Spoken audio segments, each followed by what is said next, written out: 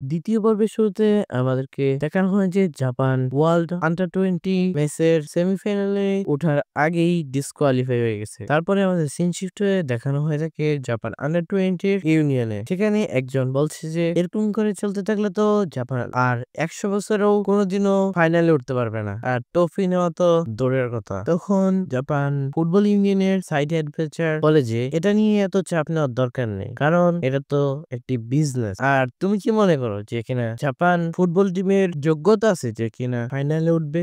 R you comedy me? সেই মেয়েটি বলে যে এটা আমার স্বপ্ন যে কিনা জাপান একদিন ওয়ার্ল্ড কাপ নিবে, আর যাই কও তুমি তো কোনোভাবেই কিছু করছো না। তখন সে বলে যে জাপানে একমাত্র একজনই এরকম প্লেয়ার তৈরি করতে পারবে যে কিনা জাপানকে ওয়ার্ল্ড কাপ এনে দেবে, সে আর কেউ না, সে হলো যে ইগো জেনপাচি।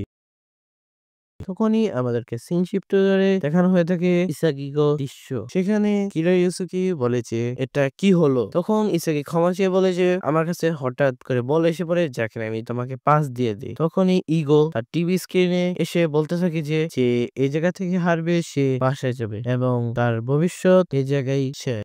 তখন সে বলে যে তুমি একটি ম্যাচের মাধ্যমে আমার ভবিষ্যৎ শেষ করতে পারো না। তখন ইগো বলে যে তুমি এই জায়গায় কিছু করতে না পারলে তখন বুলুনোকে মধ্যে কিছু করতে পারবে না, কারণ তুমি খেয়াল করে দেখো তো তোমাদের এই রুমটি একটি ফুটবল খেলার মাঠের মতো না? হ্যাঁ, এটি একটি মাঠের মতোই। তুমি যদি এই জায়গায় কিছু না করতে পারো তাহলে পরে গিয়ে আর ভালো করতে পারবা না। তখন সে বলে যে মাত্র 2 মিনিটে কিভাবে একজন প্লেয়ারের যোগ্যতা নির্ধারণ করা যায়। তখন ইগো বলে যে একটি ম্যাচ এর মধ্যে তোমার শেষ মুহূর্তে যদি তোমার কাছে একটি বল আসে তখন তুমি হাল ছেড়ে দিলা, তাহলে তো ম্যাচটি উইন হলো না। তখনই তোমাকে একটি গোল করতে হবে, সেই প্রত্যাশা না রেখে তুমি হাল ছেড়ে দিয়েছো, তাই তোমাকে ডিসকোয়ালিফাই করা হয়েছে। আর তুমি দেখো যে ইসাগি এবং বাচিরা তারা একটা জিনিস বেছে নিয়েছে, তাদের থেকে বড় লেভেলের যারা প্লেয়ার আছে তাদেরকে ডিসকোয়ালিফাই করার জন্য। আর যাই হোক, তোমার গায়ে যে সংখ্যা বল লাগছে সেই সংখ্যা প্রায় 1 সেকেন্ড সময় বাকি ছিল, তুমি চাইলেই সে সময় একজনকে পাস দিয়ে বলটি তুমি বেঁচে যেতে, কিন্তু তুমি সে সময় হাল ছেড়ে দিয়েছো আর তুমি এই জায়গা থেকে পালানোর চেষ্টা করছো, তাই তুমি হেরে গেছো। তখন কিরার মুখে একটি ভয়ের ছাপ দেখানো যায়। তখন কিরা ইসাকের দিকে তাকিয়ে বলে যে এটা ঠিক হয়নি। কিরা ডিসকোয়ালিফাই হয়ে সেই রুমের থেকে চলে যায়। তখন ইসাকি ভাবতে থাকে যে কিনা আমি কিরার ভবিষ্যৎটাই নষ্ট করে দিলাম। তখন ইসাকি বাসিরাকে বলে যে তুমি কেন আমাকে বলটি পাস দিয়েছো, আমি যদি পাস রিসিভ না করতাম তাহলে? তখন বাসিরা বলে যে আমি আগে থেকেই জানতাম যে তুমি বলটি রিসিভ করবে। তখনই ইগো আবার টিভি স্ক্রিনে এসে বলে যে তোমাদের কিরকম লাগছে ব্লু লোকের এই একটি যুদ্ধ করে নিজের জীবনকে বাজি লাগিয়ে? ব্লু লোকে এরকম সব সময় হয়ে থাকে, তো সবাই রেডি তো ব্লু লোকে যাওয়ার জন্য? তোমরা তো এখন এডমিশন টি পাস করে গেছো, তোমরা এই টিমে মাত্র 11 জন রয়েছো, তাই তোমরা একসাথে সবাই থাকবা। আর আমাদের সিন শিফট করে দেখানো হয়ে থাকে যে ব্লু লোকের ট্রেনিং সেকশনে, যেখানে সবাই ভালো পারফর্ম করছিল, এক একজন এক এক রকম ট্রেনিং করছিল, কিন্তু ইসাগি দেখে যে তার থেকে ভালো সবাই পারফর্ম করছে কিন্তু সে একেবারে নর্মাল পারফর্ম করছে। সে দৌড়াতে গিয়ে দেখে তার থেকে বেশি অনেকে পারফর্ম করছে এবং সে বলে যে তুমি কিভাবে এই স্পিড দিয়ে বিশ্বের 1 নাম্বার স্ট্রাইকার হবে? যখন ইসাগি লাফাতে যায় তখনও তার থেকে বেশি লাফায় অন্য একজন, তা দেখে তো ইসাগি পুরোই অবাক। যখন খাবারের সেকশনে নেওয়া যায় তখন দেখা হয়ে থাকে তাদের সেকশন এবং তাদের নাম্বারের উপর ভিত্তি করে তাদেরকে ভালো খাবার এবং নরমাল খাবার দেওয়া হয়ে থাকে। যার নাম্বার যত বেশি সে তত ভালো খাবার পায় এবং যার নাম্বার যত কম সে নরমাল খাবার পায়। আবার আমাদের সিন শিফটে দেখানো হয়ে থাকে স্লিপিং চেম্বার, মানে যেখানে ওরা ঘুমাবে, সবাই একসাথে ঘুমাচ্ছে। তখন হঠাৎ করে ইসাগির ঘুম ভেঙে যায় এবং ইসাগি ভাবতে থাকে যে তারা সকলে তো আমার থেকে অনেক ভালো প্লেয়ার, তাদেরকে আমি কিভাবে হারাবো? এটা ভাবতে ভাবতে ইসাগি রুম থেকে বাহির হয়ে যায়, কারণ সে ভাবতেছে যে আমি ট্রেনিং করব, কারণ ট্রেনিং সেকশনে সবাই আমার থেকে ভালো করতেছিল। ঠিক তখনই ইসাগির পিছন থেকে বাচিরা এসে একটি বল কিক মেরে ইসাগির শরীরে লাগায়। তখন ইসাগি ফিরে দেখে বাচিরা বলে যে চলো আমরা এখন দুইজন মিলে ট্রেনিং করি। তারা দুইজনেই ট্রেনিং গ্রাউন্ডে গিয়ে ওয়ার্ম আপ করতেছে এবং ট্রেনিং এর জন্য প্রস্তুতি নিচ্ছিল। তখন ইসাগি বাচিরাকে জিজ্ঞেস করে যে কিনা তুমি আমাকে কেন বলটি পাস দিলা? তুমি কিভাবে জানতা যে কিনা আমি বলটি কিরাকে লাগাবো? তখন বাচিরা বলে যে আমার ভিতরে একটি মনস্টার রয়েছে। তখন আমাদেরকে সিন শিফট করে বাচিরার একটি ফার্স্ট মেমোরি একটি ফুটবল ম্যাচ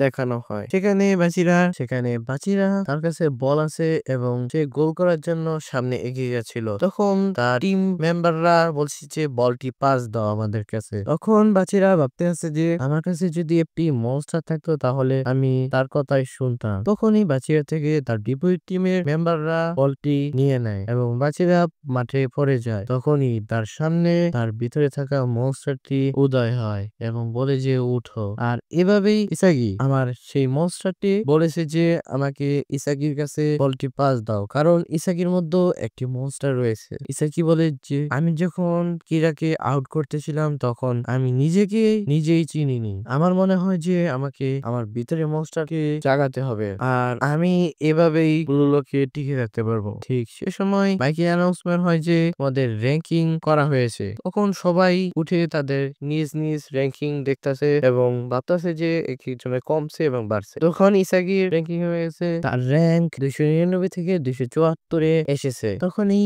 ইগো টিভি স্ক্রিনে চলে আসে এবং বলতে শুরু করে যে এই ব্লু লোকে মোট 5টি বিল্ডিং রয়েছে এবং সেখানে মোট 25টি টিম রয়েছে। এই এডমিশনের সময় সেখানে 25 জনকে বাদ দেওয়া হয়েছে। মোট এখন প্লেয়ার রয়েছে 275 জন। আর যারা ভালো র্যাঙ্কের তারা এ বি সি এরকম র্যাঙ্কের মাধ্যমে রয়েছে। তারা প্রত্যেকে তোমাদের থেকে ভালো, কারণ তোমরা হলো সবচেয়ে লো খেলোয়াড়, তাই তোমরা জেড রয়েছে। তখন আমাদেরকে সিনচি করে দেখানো হয়ে থাকে একজন প্লেয়ারকে, যার নাম হলো ইতোশিরি, যে কিনা রয়্যাল ক্লাবের মেম্বার। সে অনেক ভালো মিডফিল্ডার, কিন্তু কোনো কারণে সে খেলা থেকে বাদ পড়ে যায় এবং সে জাপানে ফিরে আসে। তখন জাপান ইউনিয়নের একজন সদস্য তাকে ইনভাইট করে যে কিনা জাপানের হয়ে খেলতে। সে বলে যে আমি কোনোদিন এই দুর্বল দেশের জন্য খেলবো না, কারণ আমি যে বল পাস দিই সে বল রিসিভ করার যোগ্যতার কারণে। যখন ইতোশি রিন সে তার হোটেল থেকে বাহির হচ্ছে তখন সে দেখতে পায় যে কিনা হোটেলের মধ্যে একটি প্রেস কনফারেন্স হচ্ছে, যা হলো ফুটবল ইউনিয়নের নিয়ে। তারা বলছে যে